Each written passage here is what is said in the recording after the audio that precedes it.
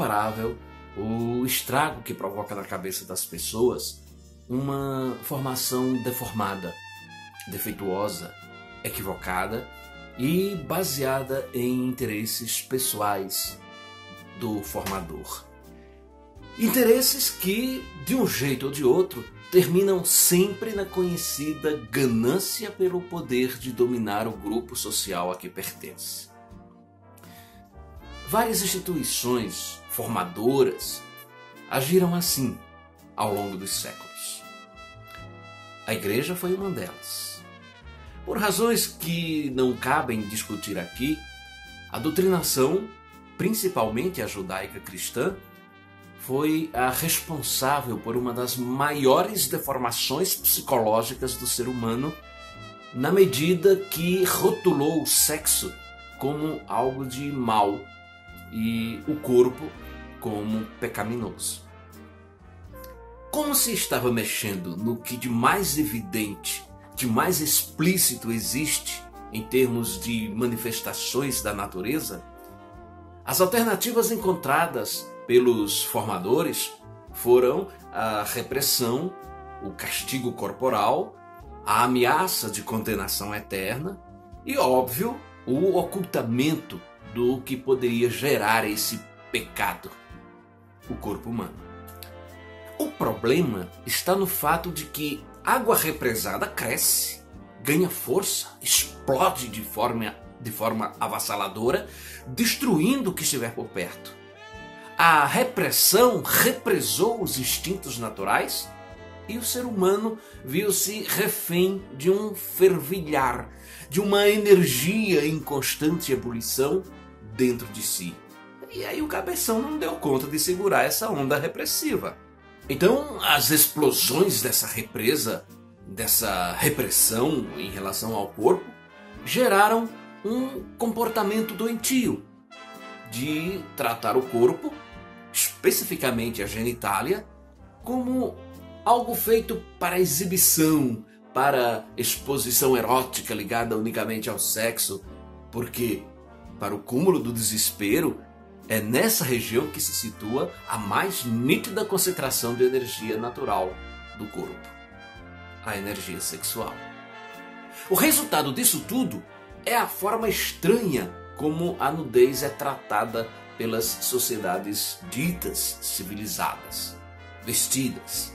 Retirar a roupa que cobre as partes íntimas, um eufemismo para reafirmar a necessidade de ficarem escondidas. Ou as vergonhas, como se chegou a denominar a genitália, descobrir essas partes passou a ter significados no mínimo estranhos. Agressão visual, demonstração de superioridade sexual, proposta de relacionamento corporal, exibicionismo. Tudo isso entra em conflito na cabeça das pessoas menos ligadas quando se trata de naturismo. Naturismo que abarca uma série de conceitos ligados à natureza, como a preservação de paisagens naturais, o contato direto com esses elementos naturais, o tratamento sadio e integral de si mesmo, do próprio corpo, o respeito ao outro ser humano que partilha comigo a permanência neste planeta, a rejeição a simulacros sociais que artificializam a vida e escondem a verdade do que somos. E como um símbolo, como um emblema de tudo isso, o desnudar-se das roupas, o andar nu, o nudismo, é a prática mais evidente do naturismo. Essas pessoas menos ligadas de que eu falei, em cujo cérebro repousa mais fortemente a doutrinação de corpo como um pecado do que todos esses elementos naturistas que eu acabei de citar, essas pessoas não conseguem ver o naturismo além do nudismo. Para elas, o simples fato de tirar a roupa faz delas naturistas. E como o não esconder dos órgãos genitais está associado ao pecado, para boa parte da sociedade, o naturismo é algo pecaminoso. Aí a confusão se estabelece e se generaliza. Existe quem ache que os grupos e comunidades naturistas são antros de putaria e sacanagens e que todos vivem em eterna suruba. E existe quem julgue os naturistas como seres assexuados. Tirar a roupa do corpo vai além de retirar o tecido que o cobre. Significa retirar as amarras tacanhas da formação deteriorada, perpetuada pelos séculos, de que o corpo é pecaminoso. Significa desnudar-se dos simulacros que encobrem a verdadeira essência do ser humano sob o hipócrita véu da moralidade. Tirar a roupa que cobre o corpo significa dizer que eu tenho partes das quais faço uso na intimidade, mas que elas não são essencialmente íntimas. Eu posso usar um dedo na intimidade, mas ninguém em sã consciência dirá que o dedo é uma parte íntima do corpo. Desnudar-se fisicamente indica minha disposição em não achar que seja vergonhosa minha região genitália. Porque, apesar de utilizá-la sexualmente, eu não faço isso 24 horas por dia. Assim como o dedo, por exemplo. Somente a compreensão de toda essa extensão do ato de tirar a roupa faz do nudista um naturista. Quando não se tem essa compreensão, o que presenciamos são simples macaquices. Com o devido respeito aos macacos, claro. Basta ver como pessoas que se dizem naturistas, sem o serem realmente, como essas pessoas falam bobagens, criam situações constrangedoras e fazem comentários maldosos envolvendo a nudez ou o corpo. Na verdade, refletem inconscientemente a formação equivocada que construiu esse conceito enviesado de moralidade. Um dos fatores que despertam vergonha em quem pensa em tirar a roupa em público, e muitas vezes funciona como um impedimento para essa prática, é a presença no corpo de o que a pessoa acha defeito ou em desacordo com o padrão estabelecido.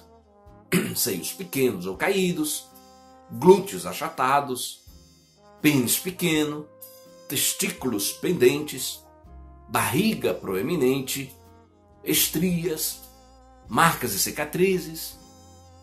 Então, o que vagueia na cabeça de pessoas que pensam assim é que ir a um ambiente naturista e praticar a nudez seria exibir um corpo escultural para deleite, apreciação, quiçá desejo ou inveja dos demais. Quando o espírito da coisa é exatamente o contrário. É dizer, através de sua nudez, que aquela é a sua verdade. É o que você é verdadeiramente. Que seu corpo é a natureza em ação. Que não há subterfúgios de enganação. Que as marcas de seu corpo são marcas de uma vida. E que por isso jamais vai se envergonhar delas. E principalmente que você não está ali feito mercadoria numa vitrine, expondo à venda ou ao consumo do público a sua silhueta. Um dos mais flagrantes exemplos que eu encontro da ausência de noção humana é quando eu vejo a foto de alguém que se diz naturista com ridículos penduricalhos cobrindo artificialmente a genitália ou os seios. Olha, fica uma presepada maior do mundo. Vão dizer, mas a internet não permite a exposição da nudez. Sim, eu sei. Eu sei que a sociedade que consome as redes sociais ainda é terrivelmente conservadora. Fruto daquela formação tacanha de que eu falei no começo do vídeo. E sei que os provedores não permitem fotos que mostrem aquilo que todo mundo sabe que existe. E termina castigando os infratores com a exclusão do perfil. Pô, então para que postar fotos desse tipo nesses espaços? Qual a sensação de expor uma fotografia deturpada, cheia de bugigangas por cima, do que para um verdadeiro naturista é algo natural? Eu vejo isso em grupos do Facebook, do Instagram, e vejo os comentários que se seguem, que são puramente sexistas, num total desconhecimento ou desvirtuamento da proposta naturista. Nesses tempos de desbunde, em que a represa da repressão sexual explodiu e inevitavelmente inundou todos os espaços, fazendo do corpo humano apenas um fetiche sexual, está cada vez mais difícil estabelecer o limite entre o naturista e o simples nudista, entre o cultor da natureza e o mero exibicionista. E como esses dois tipos têm em comum a ausência de roupa, é bom ficar atento para não comprar gato por lebre, porque, e me perdoem o infame trocadilho, tem muito nudista por aí travestido de naturista.